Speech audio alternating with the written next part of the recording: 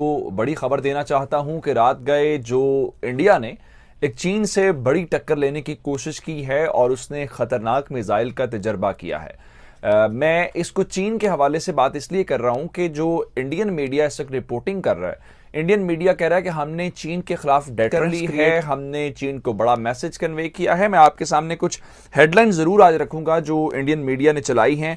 और एक बड़ा मिसाइल है अग्नि 5 के नाम से, जिसकी रेंज बहुत ज़्यादा है, न्यूक्लियर कैपेबल ये मिसाइल है। एक तो मामला है ये, दूसरा इसी मौके के ऊपर जहां एक तरफ चीन से इसको रिलेट करके ये कह रहे हैं जी हमने चीन को धमकी दी है, चीन को मैसेज कन्वे किया। अग्नि टेस्ट फायर किया है, रेंज है और न्यूक्लियर भी है, तो इसमें ये कहा जा रहा है कि ये चाइना स्पेसिफिक है। तो इससे आप समझते नहीं है कि ये न्यूक्लियर टेम्परेचर जो है वो बढ़ाने के लिए ये कोशिशें हो रही हैं, और ये चाहते क्या है इस तरह के टेस्ट फायर करके? आपने कहा कि शायद चाइना के लिए उनके पास अग्नि 5 तो है ना, चाइना के लिए अग्नि 5 है, और वो हर लेवल के उनके पास मतलब शॉर्ट रेंज मिसाइल हैं, मीडियम रेंज है, बैलिस्टिक मिसाइल हैं कि ये जो बातचीत का सिलसिला है हम चाहते हैं ये चले, और हम चाहते हैं कि चीन जो है इस सारे मसले का जो बॉर्डर इशू है वो बातचीत के जरिए मसले का हल निकाले। दूसरी खबर एक और सुन लीजिए।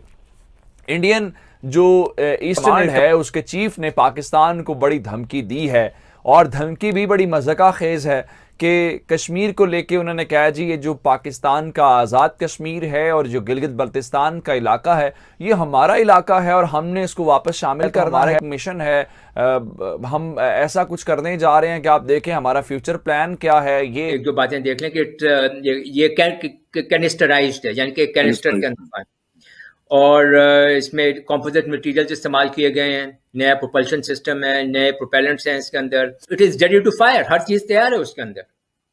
इंडिया ने एक और जिसे कहते हैं टेस्ट किया है, और ये बहुत बड़ा टेस्ट है। उन्होंने एक अग्नि 5 बैलिस्टिक मिसाइल जिसकी रेंज 5000 किलोमीटर है। 5000 किलोमीटर जो है, अगर इंडिया से आप शुरू करें ना जी, तो आप चाइना भी क्रॉस कर जाते हैं, आप तो जापान के पास चले जाते हैं, इवन वो ऊपर जो है वो रशिया तक चला जाता है। मेरे लिए एक लम्हा फिक्रिया आलिया ये है कि चाइना उसको काउंटर करने के लिए कोई ग्रुपिंग क्यों नहीं कर रहा। ऑब्वियसली ये किसके लिए मैसेजिंग है? जब भी कोई मुल्क टेस्ट करता है, न्यूक्लियर टेस्ट करता है, मिसाइल टेस्ट करता है, तो उसका कोई ना कोई टारगेट होता है। ये कहा जा रहा है कि इसका जो टारगेट है वो चाइना है। यही करना था तो दुनिया में जग हसाई की क्या जरूरत थी? दुनिया को गलत मैसेज देने की क्या जरूरत थी? अमित शाह साहब से इतनी थ्रेट लेने की क्या जरूरत थी? This test of India is a very very serious for China, and जैसे मैंने कहा India is doing it from multiple lens से काम। इंडिया ने एक और जिसे कहते हैं टेस्ट किया है, और ये बहुत बड़ा टेस्ट है। उन्होंने एक अग्नि 5 बैलिस्टिक मिसाइल जिसकी रेंज 5000 किलोमीटर है, और ये एक इंटरकॉन्टिनेंटल बैलिस्टिक मिसाइल है, और ये आप गौरव कहते हैं इसकी एक्यूरेसी बहुत हाई है। इंडियन डिफेंस मिनिस्ट्री ने इसको जो है वो टेस्ट किया है, उन्होंने इसके बारे में बताया है मीडिया को। ऑब्वियसली ये किसके लिए मैसेजिंग है? जब भी कोई मुल्क टेस्ट करता है, न्यूक्लियर टेस्ट करता है, मिसाइल टेस्ट करता है, तो उसका कोई ना कोई टारगेट होता है।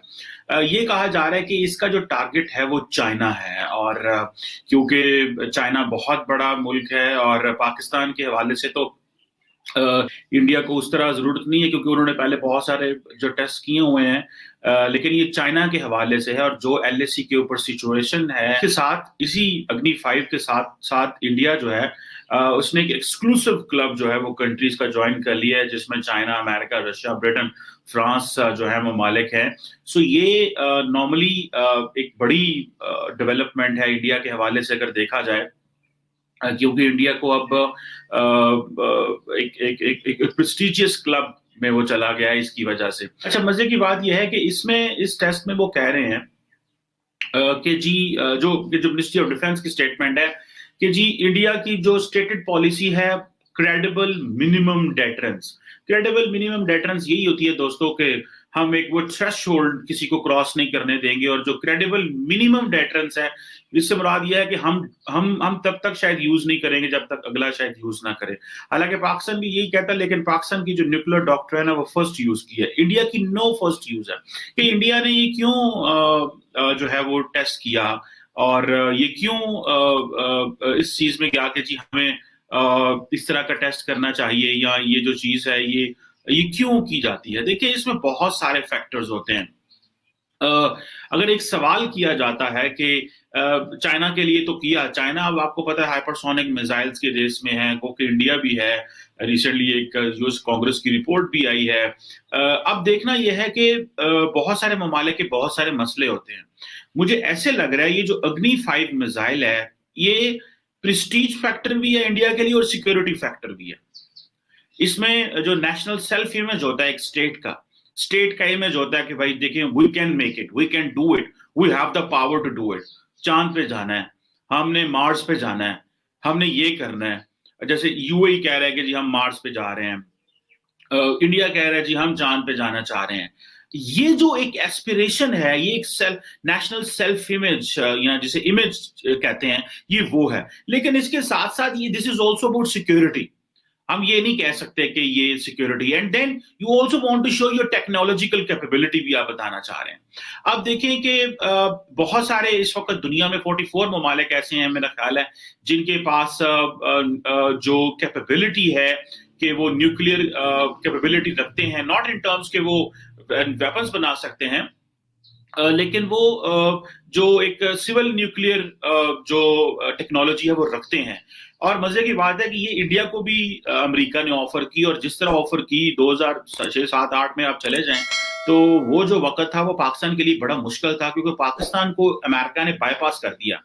हमें वो सिविल न्यूक्लियर टेक्नोलॉजी का जो मुआहदा है वो हमारे साथ नहीं करते थे, अमेरिका के साथ, इंडिया के साथ उन्होंने कर लिया, जिसका पाकिस्तान ये कह रहा था कि जो एनपीटी है, न्यूक्लियर नॉन प्रोलिफरेशन ट्रीटी, आप इसकी वायलेशन कर रहे हैं।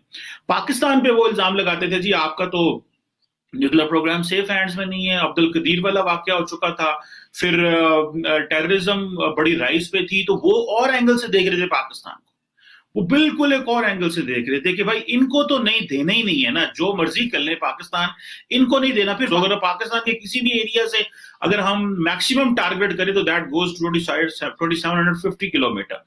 इंडिया जो है अगर वो अपने साउथ में चला जाए और अपने नॉर्थ में आ जाए, ठीक है जी, with all that military, with all that missile capability they have, so इससे ही अगर आपको ये लगेगा कि इंडिया कितने बड़े पैमाने पे चीजों को सोच रहा है। एंड अग्नि 5 ये भी 5000 से 8000 किलोमीटर है, और सुना है कि अग्नि 6 भी बन रहा है, that is again surface to surface ballistic missile. अच्छा, ये जितनी अग्नि की सीरीज है स्टार्टिंग फ्रॉम अग्नि 1 to Agni 6, this is surface to surface ballistic missile, और जो अग्नि 6 है that goes to 8000 to 12000 kilometre.